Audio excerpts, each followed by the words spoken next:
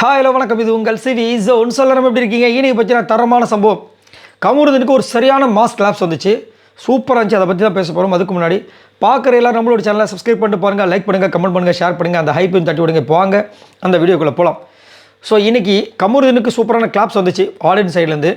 ஏன்னா நம்ம விஜய் சேதுபதி கிட்டேருந்து ஒரு கிளாப்ஸ் வந்திருக்குன்னு ஆசைப்பட்டேன். என்னென்னா அவர் சூப்பராக ரெமோ கேரக்டர் பண்ணார், ஆனால் அதை பற்றி பேசவே இல்லை. அது ரொம்ப பெரிய தவறு.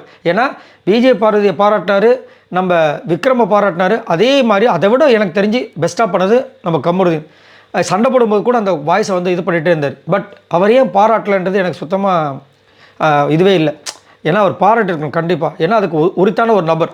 ஏன்னா இன்னொரு விஷயம் என்னென்னா, இவருக்கும் விஜய் பார்வதிக்கும் இழைக்கப்பட்ட அநியாயமாக நான் அதை பார்க்குறேன். ஏன்னா சபரியை வந்து அங்கே கலாய்க்கிறார் விஜய் சேதுபதி அவர்கள். அவர் வந்து வாலண்டராக அவர் கேட்கவே இல்லை. சார் நான் குணா மாதிரி பண்ணேன் சார், கொகை அமைச்சேன் சார், சார் நீங்கள் சொல்லும்போது நல்லா இருக்குது சார், ஆனால் பார்க்கும்போது டல்லாக இருந்துச்சு சார்ன்றார். நல்லா இல்லாத பர்ஃபார்மன்ஸ் அங்கே இருக்கிறவங்கெல்லாம் சேர்ந்து ஃப்ரெண்டுன்ற காரணத்துக்காக நீங்கள் செலக்ட் பண்ணிட்டீங்க. ஆனால் இப்போ அந்த ஓட்டெல்லாம் வந்து கரெக்டாக ஒழுங்காக நீங்கள் வந்து விஜய் பார்வதிக்கும் டெமோக்கு போட்டதிங்கன்னா அவங்க 2 பேரும் வெளியே இருந்திருப்பாங்க. யார் கரெக்டாக உள்ளே போகணுமோ அவங்க போயிருப்பாங்கல்ல. இது எவ்வளோ பெரிய அநியாயம். இதை கேட்டுக்கணும் விஜய் சேதுபதி அவர்கள் கமருதீனுக்காக. ஏன் கேட்கல? என்னத்தை சொல்ல. ஆனால் இங்கே ஒரு சம்பவம் நடந்துச்சு. என்ன சம்பவம்னா, அவர் எந்திரிச்சோடனே செம்ம கிளாப்ஸு. அப்போ வந்துட்டு கொஞ்சம் கைத்தட்டில் பார்த்து தட்டினாங்க. நல்லா தான் கைத்தட்டுங்களேங்க, கமருதீன் சந்தோஷப்படுவார்ல அப்படின்னு செம்மையாக கைத்தட்டினாங்க. அப்போ உடனே விஜய் சேதுபதி சொல்கிறார், கமருதீன் இங்கே பெண்கள் ரசிகர்கள் உங்களுக்கு எக்கச்சக்கமாக இருக்குன்னு வெக்கப்படுறாரு. உடனே விஜய் பார்வதிக்கு ஜூம் பண்ணுறாங்க. அவங்க அப்படி பார்க்குறாங்க, ஏய் எரிடி மாப்பிள்ள அப்படின்ட்டு. உடனே டக்குன்னு அரோரா காமிச்சாங்க. அரோரா மூஞ்சி வேகுது. உடனே விஜய் சேதுபதி சிரிக்க ஆரம்பிச்சிட்டார். சார் எனக்கு வெக்கமாக வருதுன்னு. இல்லை கமருதீன், இங்கே ஒரு வேறு படத்தை காமிச்சாங்க, ஒரு முழு படத்தை பார்த்த மாதிரி இருந்துச்சு. ஏன்னா ஹீரோயின் சைடு கேரக்டர் முடிஞ்சு போச்சு. சூப்பராக இருந்துச்சு.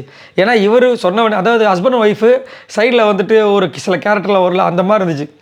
இவர் வந்து அப்படி நிற்கிது வைக்க போகிற மாதிரி, இவர் இருடி உனக்கு வீட்டுக்கு வாடி அப்படின்ற மாதிரி இவங்க மிரட்டுற மாதிரி.